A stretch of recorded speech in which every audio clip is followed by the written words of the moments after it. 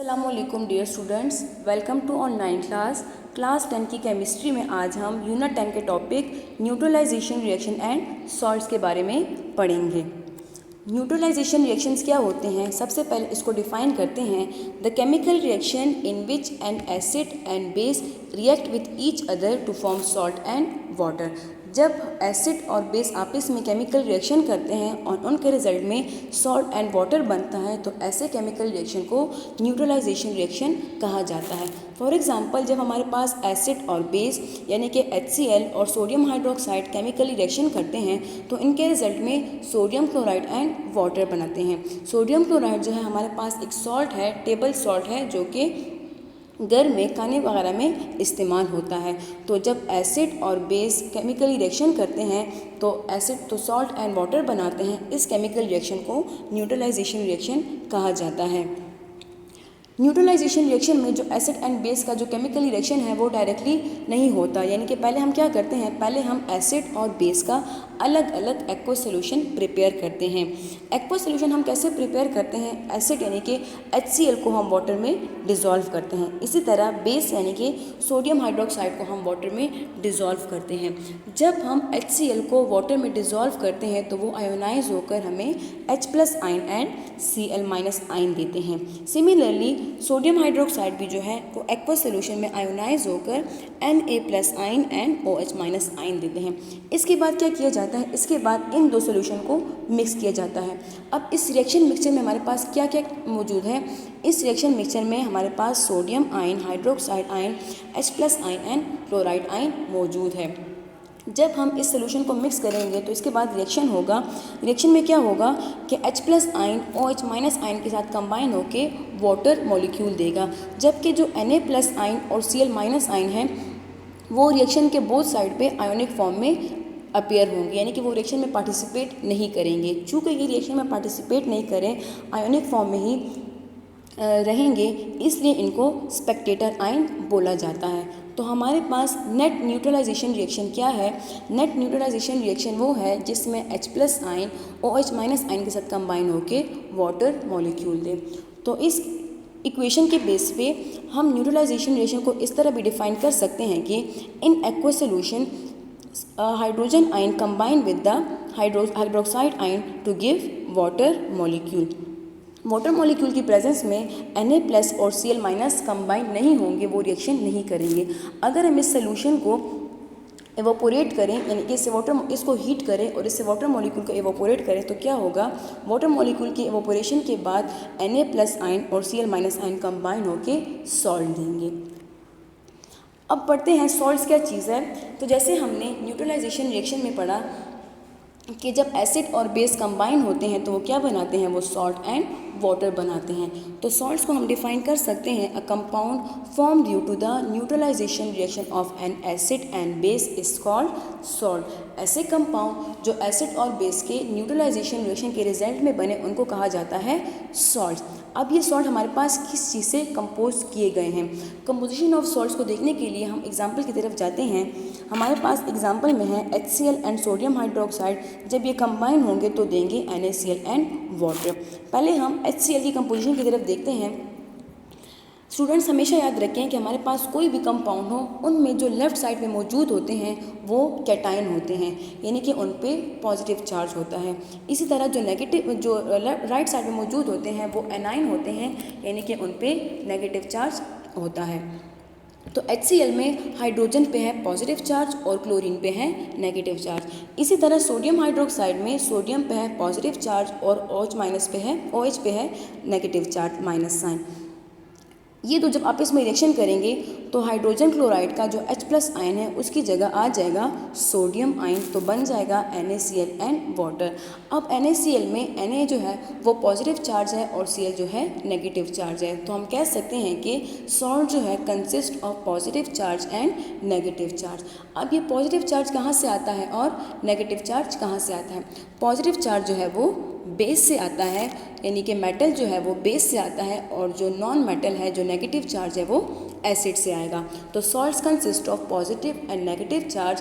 Positive charge come from the base while the negative charge comes from the acid.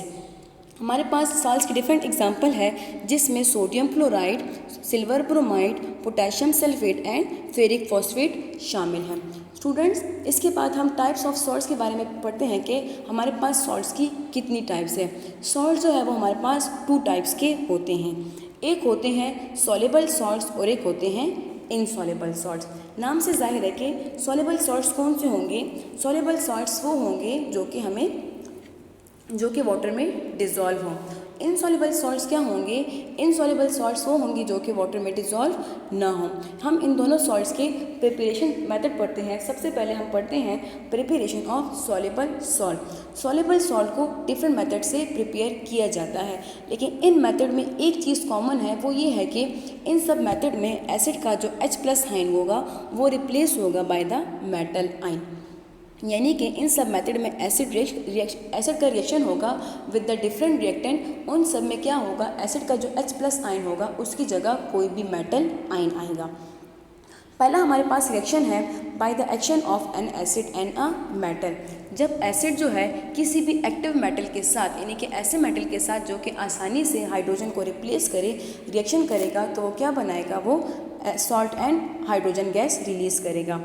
For example, when a acid react with the active metal such as magnesium, it gives us magnesium chloride and hydrogen gas। यहाँ पे क्या हो रहा है, HCl में जो hydrogen gas है उसकी जगह मैग्नीशियम आयन आ जाएगा, यानी कि इस H+ आयन को मैग्नीशियम एक्टिव मेटल रिप्लेस करके salt and hydrogen gas release करेगा। नेक्स्ट हमारे पास मेथड है by the neutralisation reaction. Neutralisation reaction को हमने इससे पहले भी डिस्कस किया कि वो रिएक्शन जिसमें एसिड और बेस आपस में कंबाइन होकर सॉल्ट एंड वाटर बनाते हैं। तो जो सोडियम क्लोराइड है वो हमारे पास neutralization reaction of HCl and sodium hydroxide के रिजल्ट से बनता है। अब अगर यहाँ भी देखें तो HCl में जो H+ आयन है उसको रिप्लेस कर रहा है बेस का पॉजिटिव आयन, यानी कि मेटल आयन। तो हमारे पास प्रिपरेशन में क्या होगा, एसिड का H+ आयन जाएगा और उसकी जगह बेस का या किसी भी दूसरे कंपाउंड का मेटल आयन आएगा। थर्ड हमारे पास मेथड है by the action of an acid and metallic oxide. इसमें क्या होगा, किसी भी मेटल का oxide such as copper oxide, calcium oxide, magnesium oxide, sodium oxide, कोई किसी भी मेटल का ऑक्साइड जब हमारे पास डाइल्यूट सोल्यूशन ऑफ एसिड के साथ रिएक्शन करेंगे तो सॉल्ट एंड वाटर बनाएंगे।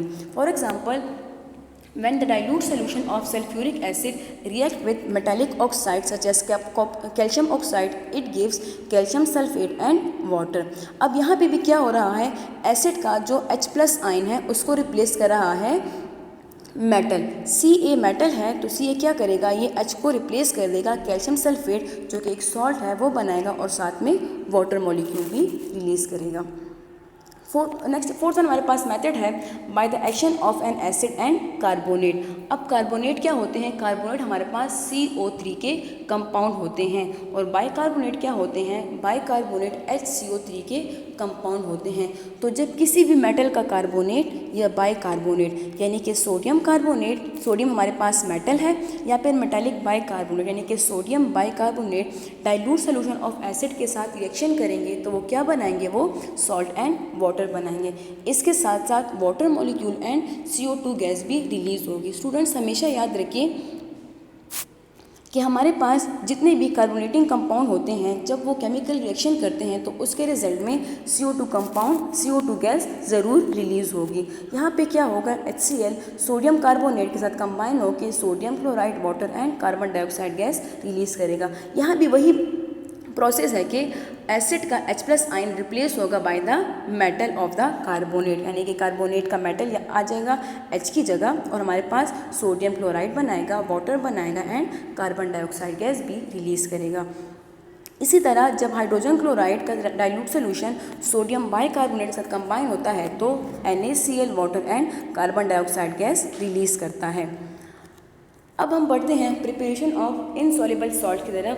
तो जिस तरह प्रिपरेशन सॉल्युबल सॉल्ट जो है उनको डिफरेंट मेथड से प्रिपेयर किया जा सकता है, जबकि जो इनसॉल्युबल सॉल्ट है उनको सिर्फ एक ही मेथड से प्रिपेयर किया जाता है जो कि है प्रिसिपिटेशन मेथड। इस मेथड में क्या किया जाता है, 2 सॉल्युबल सॉल्ट्स को मिक्स किया जाता है। यानी कि उनका सोल्यूशन बनाया जाता है और उनको मिक्स किया जाता है। उसके बाद क्या होता है, exchange of ions take place. Ions की जो एक्सचेंज होता है वो होता है जिसकी वजह से टू न्यू सॉल्ट्स बनते हैं।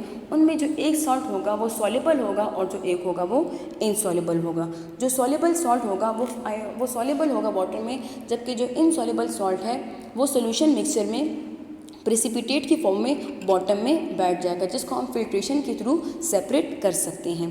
फॉर एग्जांपल, जब हम दो soluble salt silver nitrate and sodium chloride का रिएक्शन करते हैं तो हमारे पास दो सॉल्ट बनते हैं, silver chloride and sodium nitrate. Sodium nitrate जो है वो वाटर सॉल्युबल है, जबकि सिल्वर क्लोराइड जो है वो वाटर इनसॉल्युबल है, ये इनसॉल्युबल सॉल्ट है। तो ये सोडियम नाइट्रेट के सोल्यूशन में सोडियम क्लोराइड जो है प्रेसिपिटेट की फॉर्म में बॉटम में रहेगा, जिसको हम फिल्ट्रेशन के थ्रू सेपरेट कर सकेंगे। तो स्टूडेंट्स, ये था आज हमने न्यूट्रलाइजेशन रिएक्शन के बारे में पढ़ा, सॉल्ट्स के बारे में पढ़ा, प्रिपरेशन ऑफ डिफरेंट सॉल्ट्स के बारे में पढ़ा।